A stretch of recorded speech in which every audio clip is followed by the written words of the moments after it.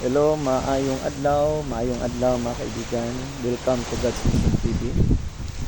Na nasabto diri nga dapit sa kabugnaw nga baybayon. Well,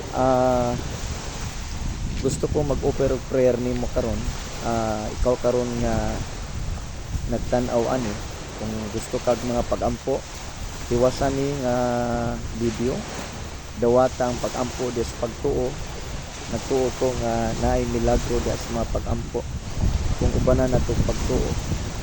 Ang Bible nagsulti duwa o tulo nga magkauyon sa ilang pangayoon sa langit, ang Dios magatugot niini. So bisan tuod nga distansya ka naa ka diya sa imong lugar karon, asa man ka karon, through aning social media, kanagi sa mga pagampo makaigsunan nga imong tuuan sa kasing-kasing mamuhat ang Dios base sa iyang nakita sulod sa itong kasing-kasing. I don't know kung ikaw karon na ba kay gihambing sa imong lawas, unsa nga estado nimo karon, naka sa kasakitan baka kagul-anan, o sa imong paminaw karon nabukatan ka sa problema, naglibog ka, makaigsunan walay laing makatabang nato gawas ra gyud sa Dios.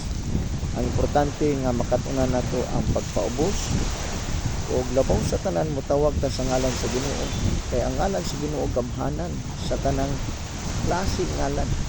Ang Bible nagsulti nga His name is above every name.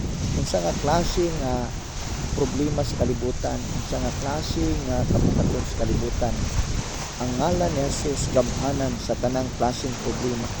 Unsa nga klase nga pangalan sa balatian, cancer ba na, diabetic ba na, high blood ba na, unsa na nga klase nga balatian, naa ang Dios nga makahimo sa paghatag solusyon, kaayuhan ug milagro kanato makaigsunan. So sa simpleng pagampo nga ikaw karon mo cooperate ani nga pagampo, nga din mo tuo ka sa kinasing-kasing.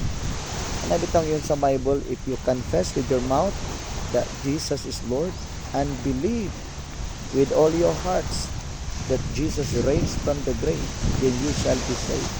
So naay kaluwasan. Unsa na kaluwasan? Di lang kaluwasan sa kalag, kaluwasan sa kanang klaseng kahimtang problema, balatian. So atong buhaton isugid nato by confession. Isugid nato nga sa Jesus siya atong Ginoo. Ang pulong Ginoo meaning agalon, siya tag-iya. So meaning kung siya tag-iya, siya makahimo sa pag-repair. Siya makahimo sa pag-ayo kay siya may tag-iya. Siya ang nasayod sa tanan.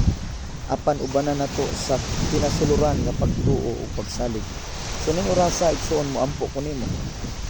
So dawata nga kinasing-kasing tuoy ang Dios magahikap kanimo karon, magatandog kanimo karong asa magkakaron. Hallelujah. Shall we pray? Father, in the name of Jesus, akong gilip-up nimo karon Lord, kini akong igsuon nga naminaw midawat ani nga pag-ampo. Akong gisugid karon Ginoo ang milagro diha sa gamhanan nimong ngalan. Unsa man nga klaseng gihambing nila karon, balatian man, unsa nga klase nga kabugaton, problema man nga ilang gihambing karon, kalibog man o kabugat sa nakasing-kasing. Right now, Father, let your Holy Spirit to minister upon them. And let your Holy Spirit, Lord, to comfort them, to give them wisdom and knowledge. Enable them, Lord, to be refreshed right now by believing that you are God, our Father in heaven. Right now, Lord, I speak blessings upon them.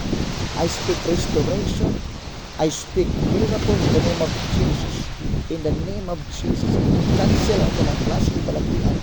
Akong gi-cancel ang tanang klase nga gihambing silang lawas karon, ini demonic sickness, spirit of infirmities. Right now, in Jesus' mighty name, be healed and be restored right now by the power of the Holy Ghost.